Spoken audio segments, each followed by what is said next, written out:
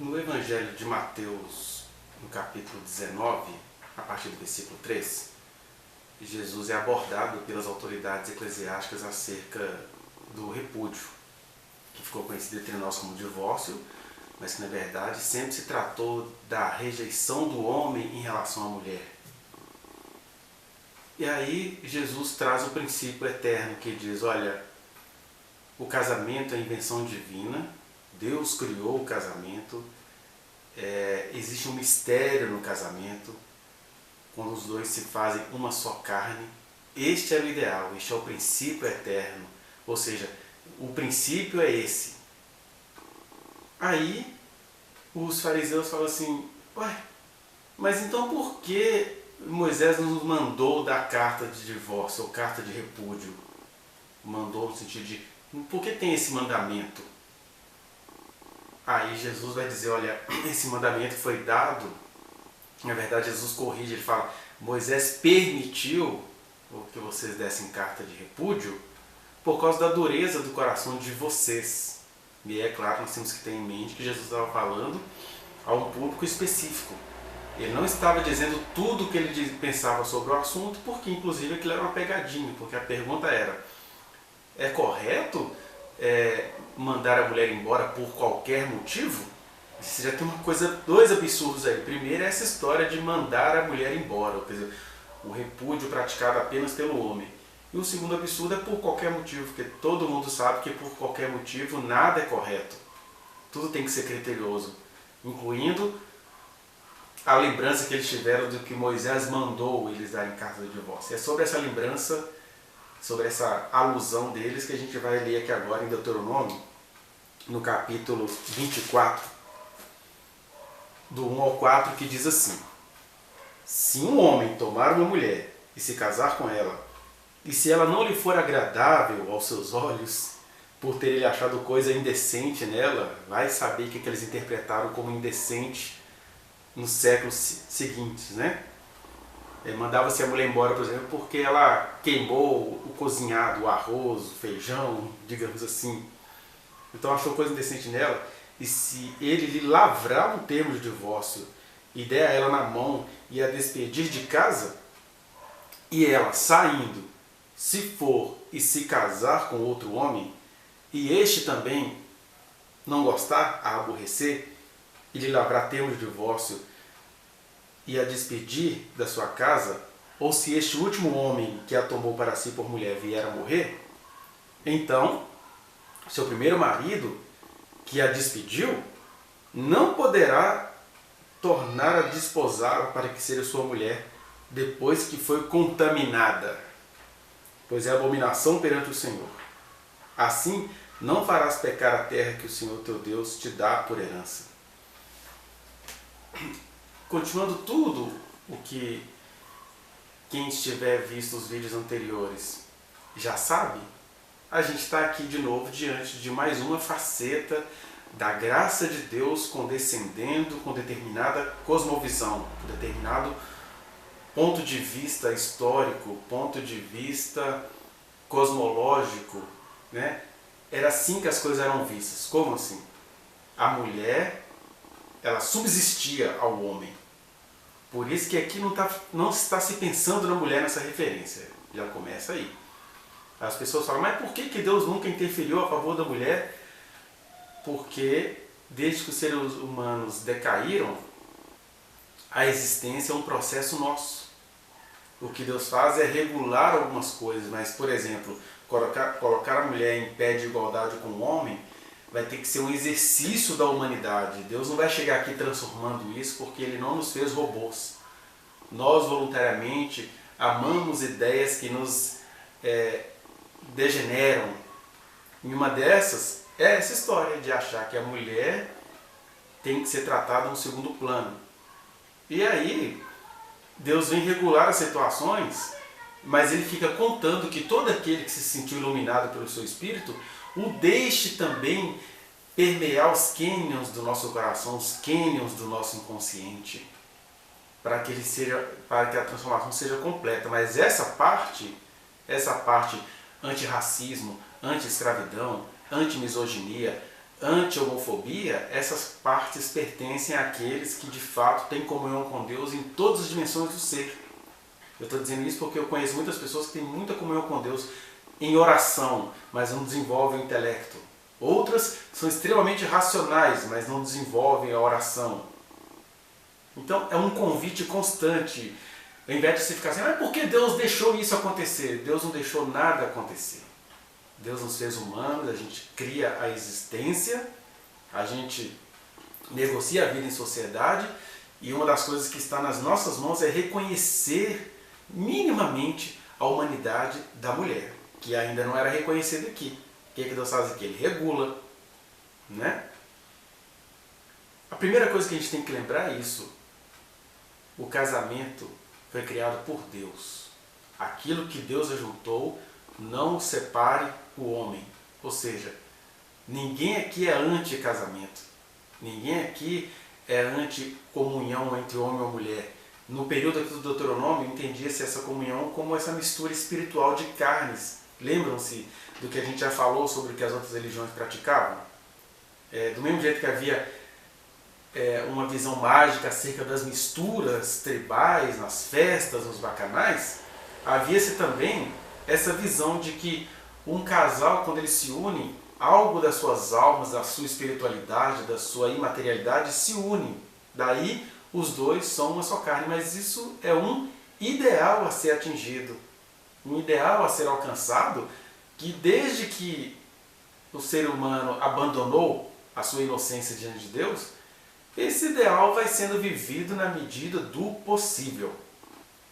E aí, como nem sempre é possível, o que Deus fez aqui em Deuteronômio? Ele deu uma remediada, falou, olha, não gostou da sua mulher, dê a ela a carta de divórcio, só tem uma questão.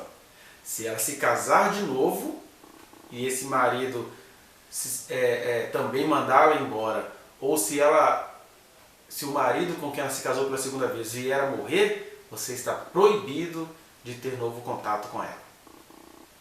Nós temos aqui várias situações, eu vou tentar não me alongar, mas eu acho isso um pouco inevitável. Primeiro vamos falar dessa referência, para depois a gente falar do divórcio como um todo, de maneira resumida, desde já te recomendando. No canal, a gente tem aí, em alguma playlist, mas nas playlists das mensagens completas, daquelas que a gente prega no Firmados na Palavra, nós temos lá uma pregação sobre a questão do divórcio a partir do livro do profeta Malaquias. Dê uma olhada lá, que lá tem muitas situações, eu trago muitas questões da problemática e vou tentar trazer aqui também de maneira resumida. E em se tratando desse texto de Deuteronômio, nós temos aqui primeiro a questão da circunstancialidade. O que nós temos aqui de questões circunstanciais? Primeiro, a gente tem aqui um contexto machista e misógino, né? Primeiro que é um mandamento que está aí para regular a situação apenas do homem.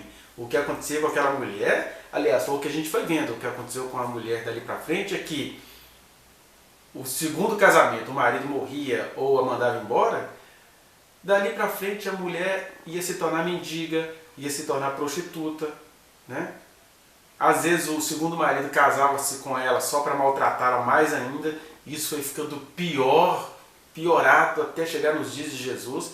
Daí nos dias de Jesus a gente vê claramente nos evangelhos a quantidade de prostitutas, que eram mulheres repudiadas, cuja única maneira delas subsistirem, delas sobreviverem, era vendendo seus corpos. Não tinha nenhum prazer ali, não tinha nenhuma questão de mulher ser destruidora de família. Quer dizer, os caras fazem tudo errado e ainda botam a culpa na mulher, né?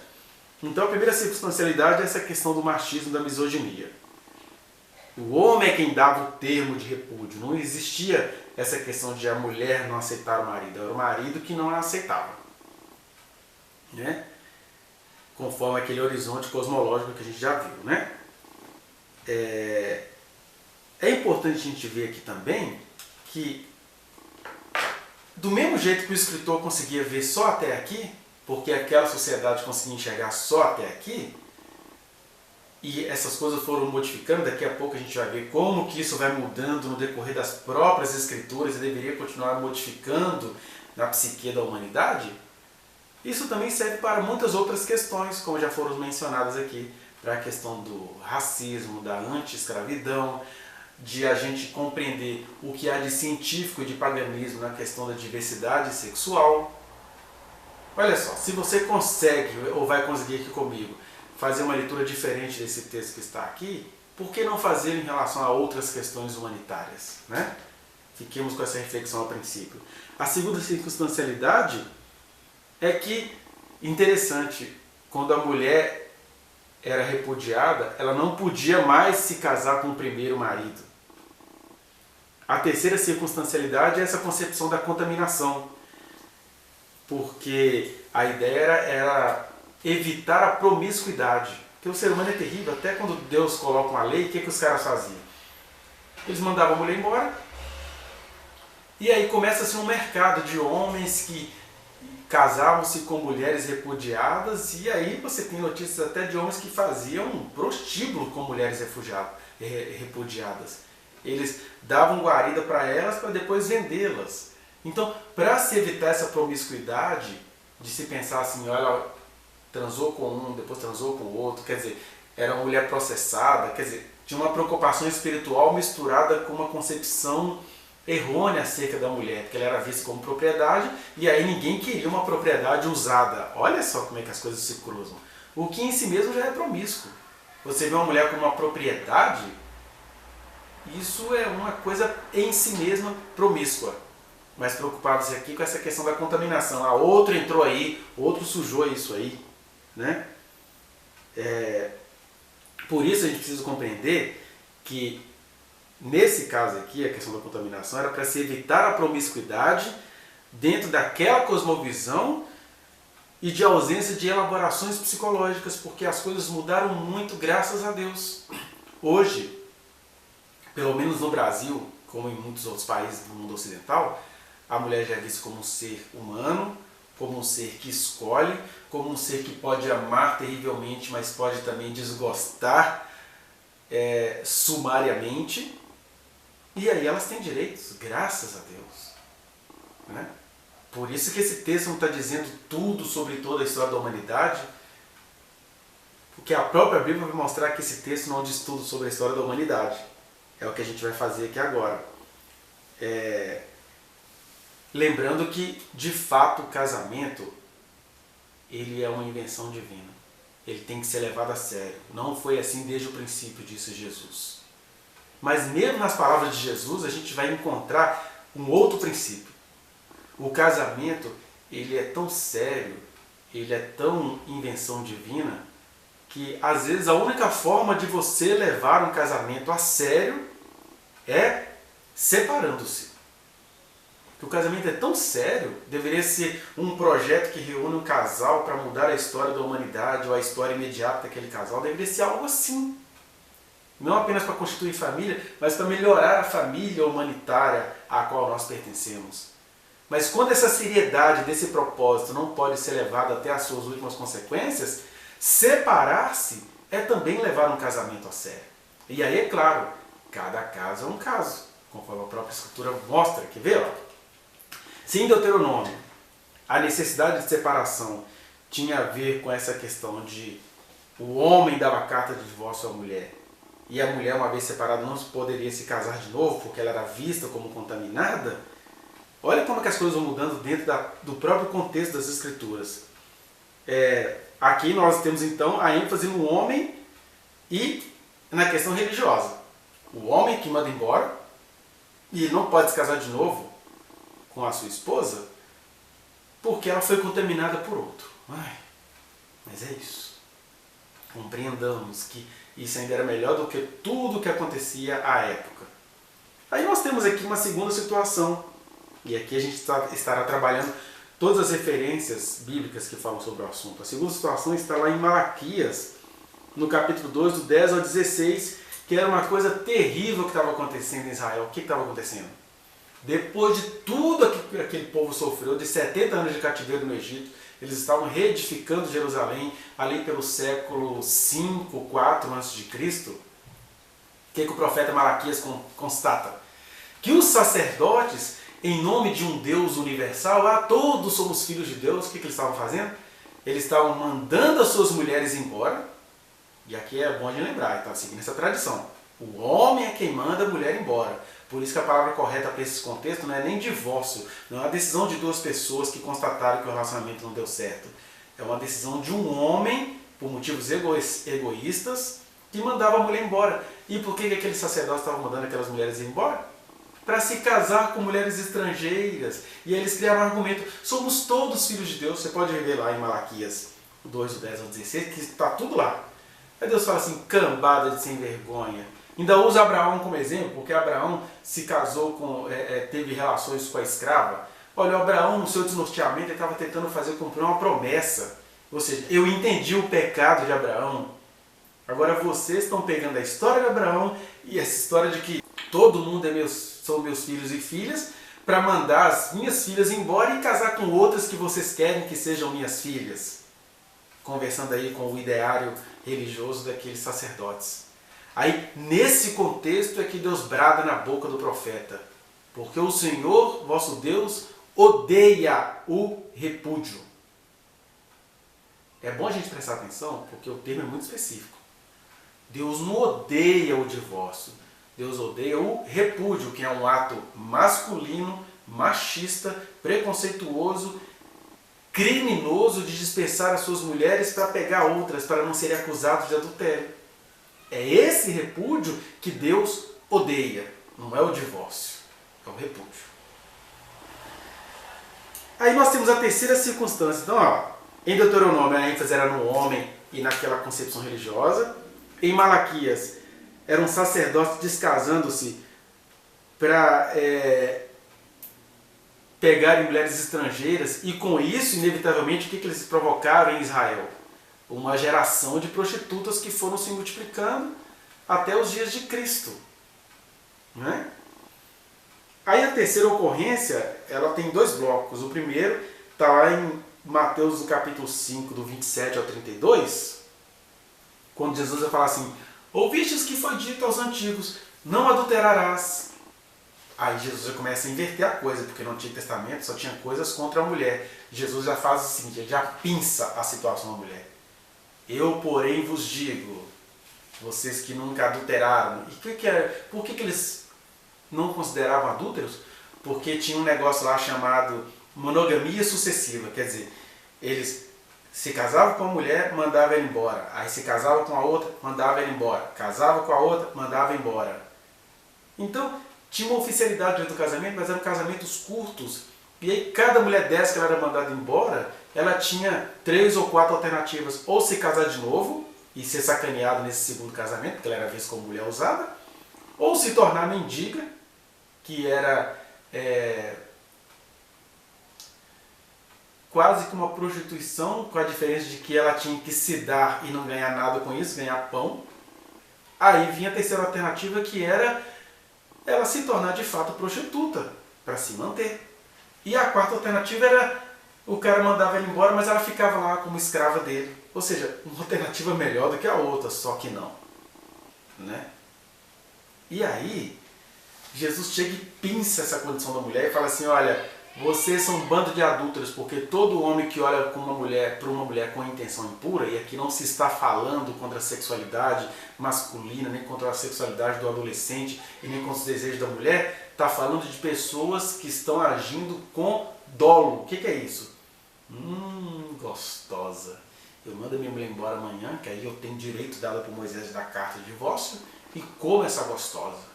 Enjoei, manda ela embora também. É isso que é intenção impura. Porque se tinha um princípio aí de não se contaminar, o que eles fizeram? Eles ficavam se casando, se separando, que estava tudo dentro da lei. Quando a pessoa usa a lei para praticar as suas impurezas. Não é? Aí Jesus fala assim: todo homem que olhar para uma mulher com intenção impura, ele estava se referindo àqueles homens imediatos ali, no coração já adulterou com ela. Ou seja, todo mundo aqui que nunca traiu as suas mulheres, vive traindo. Porque você fica aí namorando sucessivamente, pegando sucessivamente, isso é adultério. E aí ele até continua: não bote a culpa no que vocês estão vendo, não. Se o teu olho direito te faz tropeçar, arranca-o. Jesus, em nenhum momento ele coloca a culpa na mulher, fala assim: seu olhinho machinho está contaminado. É melhor você entrar no céu sem um olho do que com os dois praticar essas impurezas de judiar, né, judeu, de sacanear com uma mulher e sair com essa história de eu não sou adúltero, é adúltero. Porque está olhando para uma mulher com intenção impura, está olhando para uma mulher como se ela fosse um objeto, está olhando para uma mulher como se ela não tivesse dignidade, está olhando para uma mulher como se ela pudesse ser comida por você e depois jogada fora para se virar como prostituta. Você imagina o cenário quando Cristo veio ao mundo. Aí Jesus diz isso em Mateus, no capítulo 5, do 27 ao 32. Aí no capítulo 19, quando as autoridades judaicas vão abordá-lo, eles vão abordá-lo de maneira sagaz. É uma pegadinha. O que a gente faz diante de uma pegadinha? O texto diz assim: então os fariseus, querendo experimentar, ou seja, vamos testá-los, precisamos crucificar esse cara, mas ele tem que dar um fora. Aí perguntaram: mestre, é lícito que a gente mande a mulher embora por qualquer motivo? Aí o que Jesus faz nesse contexto de pegadinha? Depois você lê lá, Mateus 19, do 3 ao 12. Depois vai entrar a questão dos eunucos, né? Ele vai dizer: o que vocês leram? Não está escrito lá o princípio eterno? Então Jesus vai e responde o que aquela situação exigia da resposta dele, mas não quer dizer que ele pense daquele jeito, e a gente sabe disso por tudo que Jesus fazia no dia a dia. E uma das coisas que ele mais fez no dia a dia é que ele acolheu as prostitutas. Quer ver uma coisa que Jesus fez no dia a dia que a religião não suporta?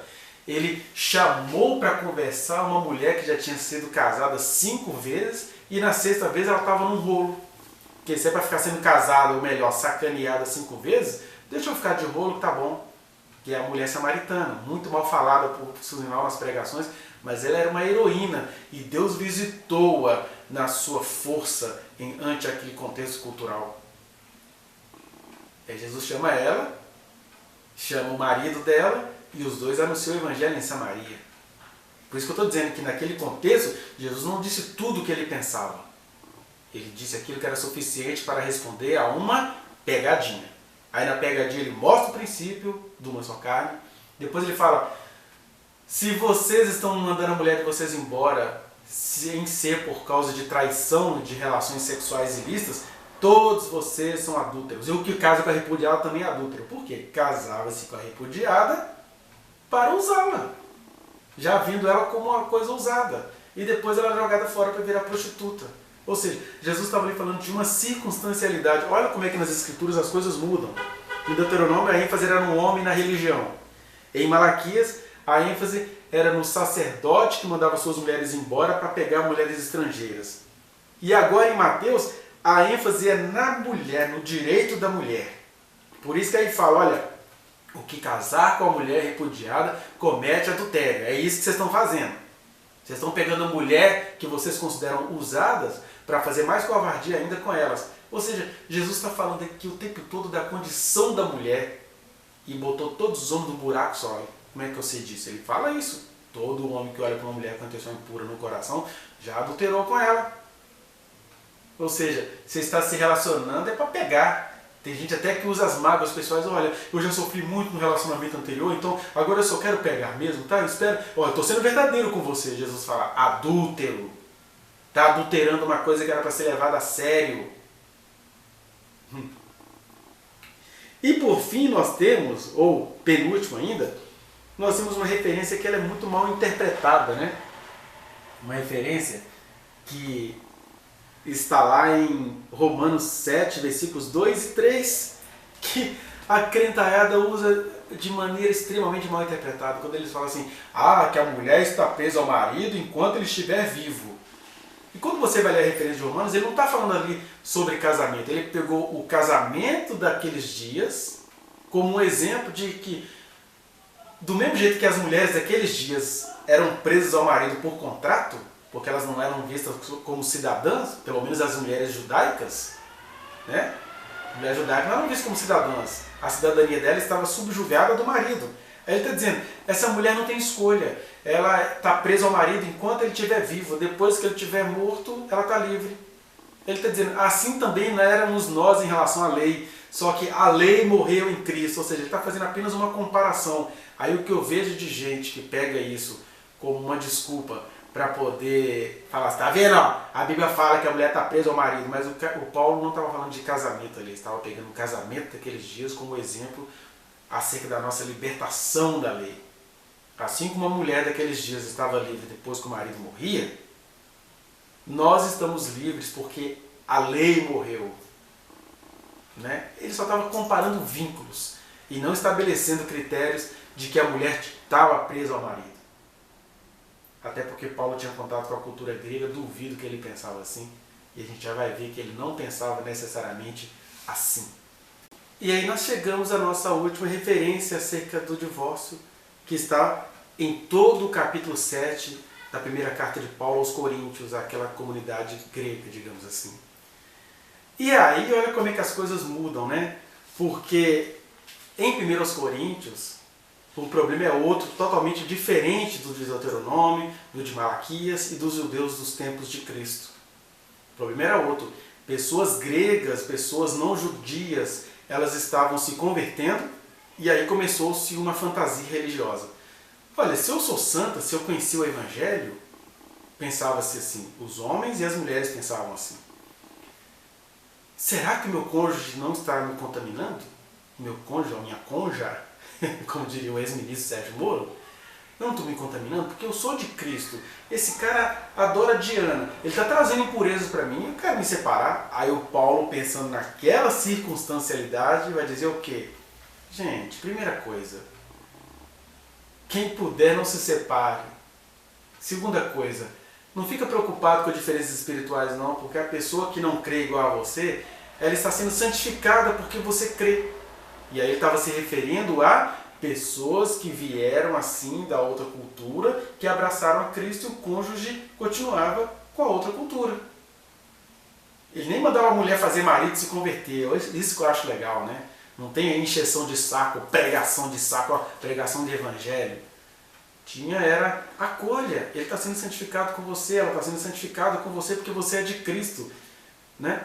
Vamos parar com esse preconceito. Isso é bem diferente de pessoas que cresceram no Evangelho, que cresceram ouvindo as verdades de Deus e elas voluntariamente vão pegar alguém, por exemplo, que tem práticas totalmente opostas às de Cristo. Não estou falando não do cristianismo, mas de Cristo. Aí a Bíblia chama isso de julgo desigual. Mas aqui estava acontecendo outra coisa, era gente que tinha se convertido de uma mesma religião, aí agora você tem uma pessoa, digamos assim, crente, e outra que cria em outras coisas. Ele fala, não vai se separar por causa disso não, o cônjuge é santificado através de você. Aí ele começa a dizer algumas coisas específicas. Olha, se a pessoa que não crê igual a você quiser se apartar, deixa ela ir.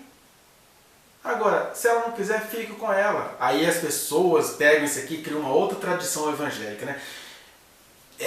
Eu não gosto mais do meu marido, eu não sinto nada por ele, né? Ou o cara fala da esposa, não sinto nenhum tesão por ela, mas ela precisava me trair para eu separar. Aí você fica criando circunstâncias, arapucas para outra pessoa cair.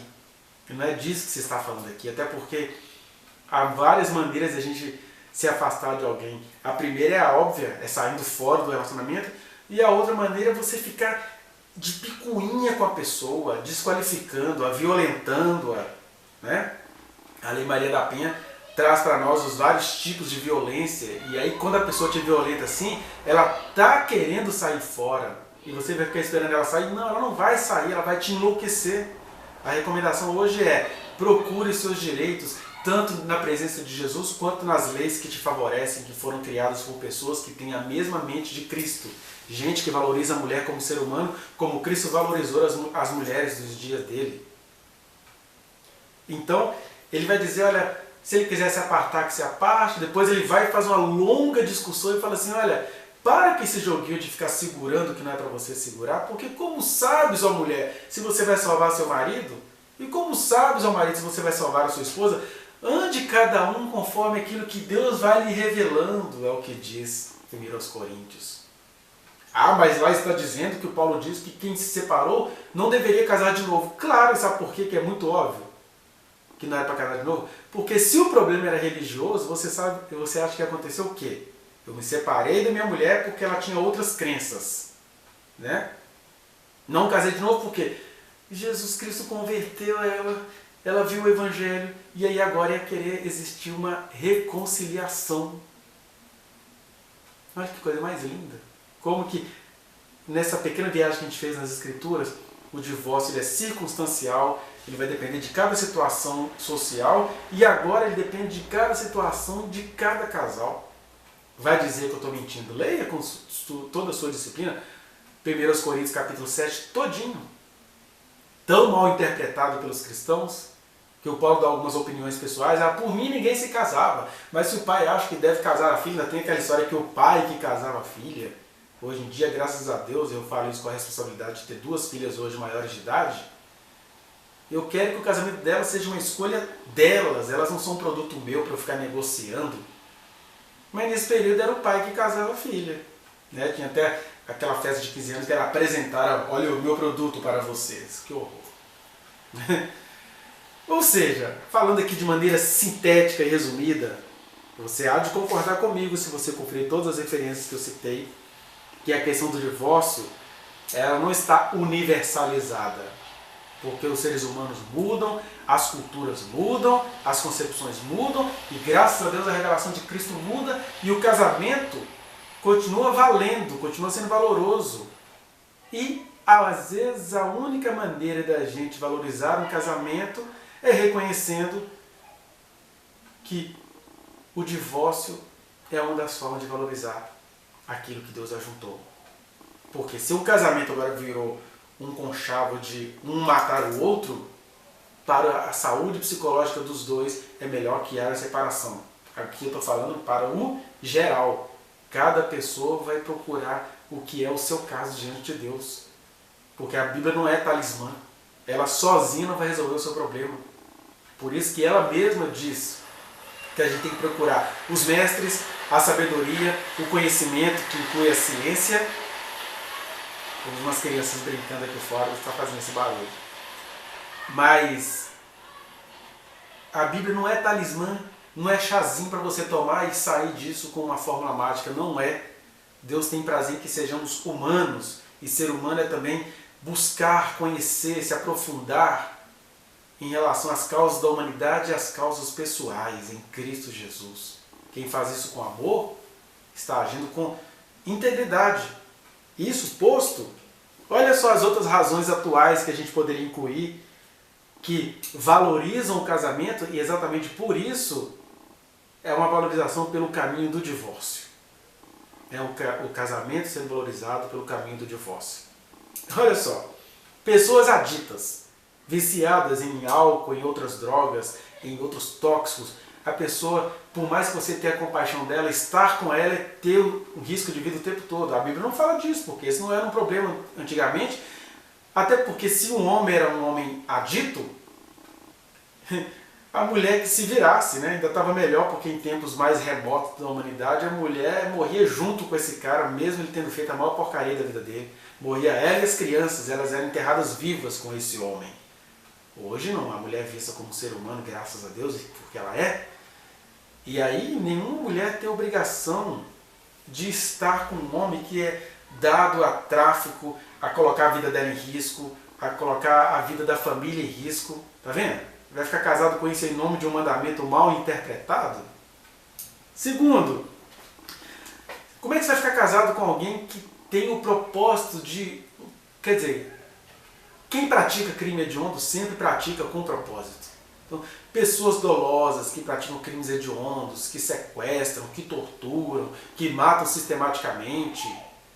Oh meu Deus, você já tem a licença eterna para nem se juntar com essa pessoa, mas se você se juntou com essa pessoa e foi percebendo no caminho que ela é assim perversa, igual a situação que eu conheço de um marido que chegava em casa e ele enforcava todos os animais domésticos. Na hora que ele chegava no portão, os bichinhos já começavam a urinar de pavor e a esposa foi aguentando aquilo por 27 anos em nome desses mandamentos mal interpretados. Não, porque eu não posso me separar, porque não foi adultério.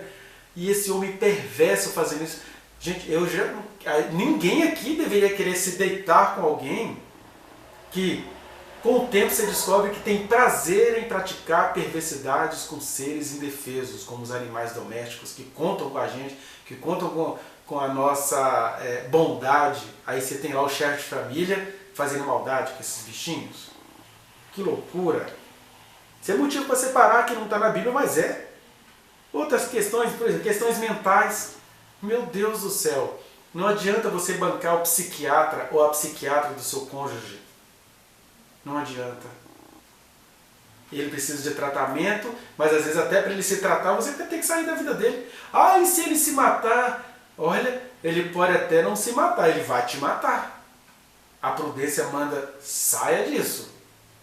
Uma pessoa que tem comprovados problemas mentais, como esquizofrenia agudizada, digamos assim, né?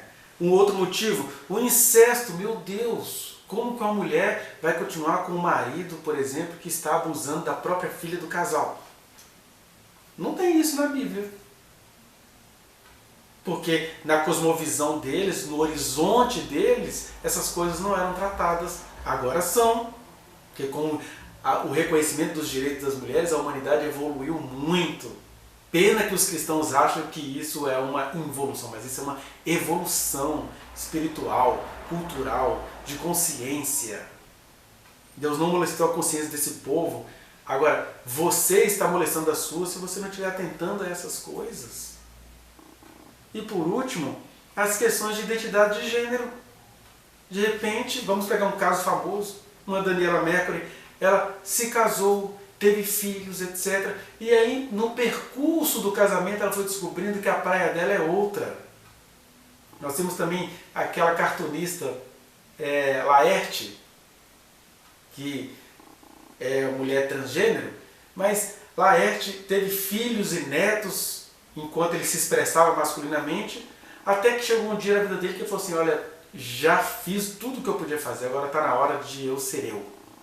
E aí ele assume a sua feminilidade, torna-se aquele cartunista, artista maravilhoso. Procurem aí depois os cartoons, as tirinhas, os quadrinhos do Laerte. Laerte genial, de fato. Olha só, às vezes você casou-se porque assim você foi doutrinada com uma pessoa de maneira heterossexual, mas o tempo foi fazendo você descobrir que você gostava de outra coisa. E Deus não vai te matar não, porque aqui não se trata de uma sexualidade misturada com culto, com paganismo. Trata-se da sua identidade, ou seja, trata-se da sua subjetividade. A Bíblia não fala desses assuntos como se supostamente crê. Ah, a Bíblia tem versículos contra a homossexualidade. Não, a Bíblia tem versículos contra a promiscuidade, o sexo em nome da religião, né? Contra os incestos, contra as loucuras.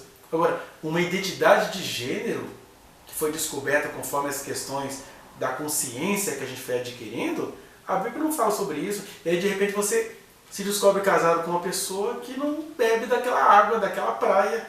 Né? Casado com uma mulher que gosta de outras mulheres. Olha, deixa ela aí. Sem querer puni-la. Ela é ela. Ele é ele. E você tem que ser você. Cheio de consciência em Cristo. Ou seja, toda a problemática do divórcio tem que ser vista com todos esses ingredientes que a gente tentou pensar aqui. E saber fazer isso, essas análises e depois essa junção, só o faz quem estiver encharcado do amor de Cristo que habita em nossos corações.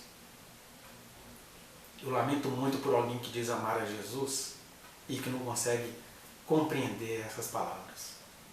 Pode ser que você não compreenda as palavras que saem da minha boca, mas a minha oração é que em algum momento, em algum lugar, por algum outro alguém, você compreenda que o que eu falei aqui é obra do Espírito Santo. Que Deus nos abençoe.